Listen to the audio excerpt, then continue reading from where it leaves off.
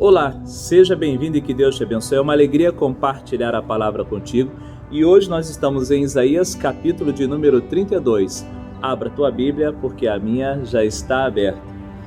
Esse texto, capítulo 32, tem 3 pontos importantes. Veja bem, aqui na minha Bíblia, RA, o título está dizendo O Reinado do Justo Rei. Então, os estudiosos entendem que esse justo rei está falando justamente de Jesus, o Messias, do seu reinado. Quando ele vier, ele vai estabelecer justiça e paz sobre a terra. Porque, estudando a história do povo de Israel, nenhum rei se enquadra dentro desses requisitos de justiça, de retidão, como está descrito nesse texto.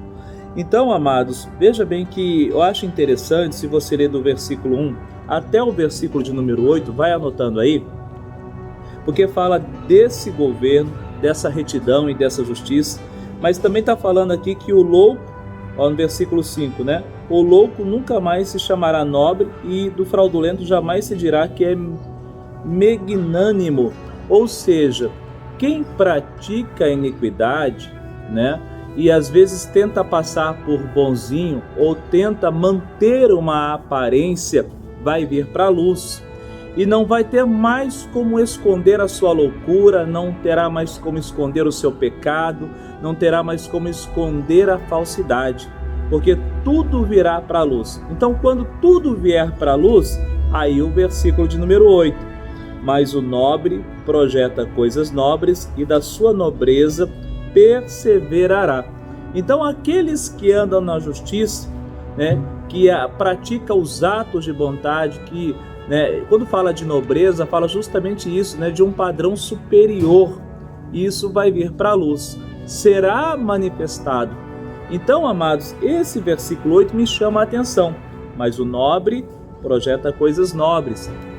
Então, que os teus projetos, as tuas atitudes, o teu comportamento seja de nobreza, ou seja, seja algo superior, e na sua nobreza perseverará, ou seja, ele será perseverante, mas quando vier a luz, vai ser manifestada as suas obras, assim também como dos loucos, dos fraudulentos, vai ser manifesto. Haverá uma distinção. Então será como água e óleo, não vão se misturar. Hoje está tudo misturado, não é verdade? Mas chegará um dia que será separado esses dois grupos. Do versículo 9 até o versículo de número 14, traz uma advertência às mulheres. E isso me lembra de Isaías capítulo 3 e 4.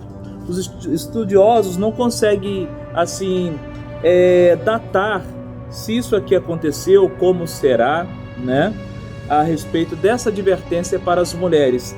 Mas vale a pena prestar atenção aqui nesse sentido de, quando eu leio esse texto aqui, olha só o que diz: levantai-vos, mulheres, que viveis despreocupadamente, e ouvi a minha voz, vós filhas, que estáis confiante em inclinar os ouvidos a minhas palavras, porque daqui a 1 ano e dias virei a tremer, ó mulheres, que estáis confiantes, porque a vindima se acabará e não haverá colheita. Quando fala desse 1 ano e dias, a gente não sabe que período que é esse, não é verdade? Porque um dia é como 1000 anos, 1000 anos é como um dia para o Senhor. Mas uma coisa é certa, nós, tanto homens como mulheres, precisamos estar firmados na palavra de Deus.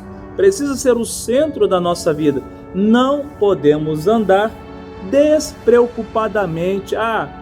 Não estou nem aí com esse negócio de céu, não estou nem aí com esse negócio de Bíblia, eu quero viver essa vida aqui agora. Não viva dessa forma, porque um dia tudo isso pode acabar. A vídima pode ser que não dê mais o fruto. Então, e aí como estará a sua vida naquele dia?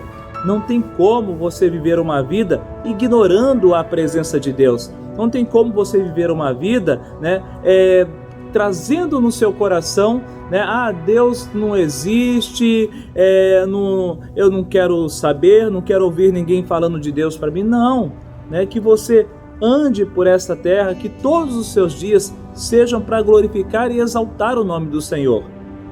Esse é o segundo ponto do texto.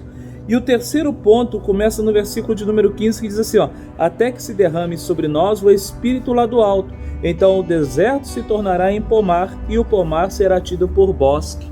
Então, amados, quando o Espírito Santo de Deus, for derramado sobre toda a carne, o texto dizendo, e já foi derramado em Atos capítulo 2, quer dizer, o deserto, homens e mulheres que estão secos e estão sem vida, vão ter vida, serão restaurados, o deserto terá vida. E foi assim, e é assim com muitos, não é verdade?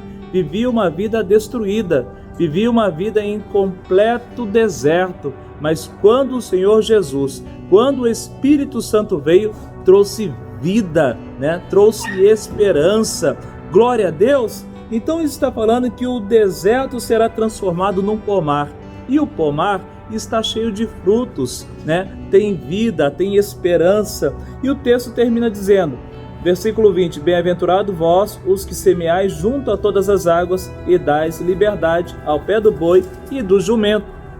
Então, o crente, ele sempre vai estar semeando a palavra de Deus. O crente sempre, em cada oportunidade, ele vai estar anunciando esse evangelho. E essa semente que é liberada, ela vai produzir frutos. E aqui está falando que não mantém o pé do boi amarrado e do jumento, é justamente paz, equilíbrio, Vai haver entre nós ali uma liberdade, que o boi, o jumento representa o trabalho, ou seja, haverá paz, haverá equilíbrio entre nós. Glória a Deus. Então vamos orar e aguardar com grande expectativa a vinda do Senhor, porque será o justo rei, e esse justo rei vai transformar esta terra, vai mudar a história desse planeta. Glória a Deus, aonde haverá paz, haverá alegria e o choro já não existirá mais. Glória a Deus, guarde essas palavras no teu coração e que Deus te abençoe.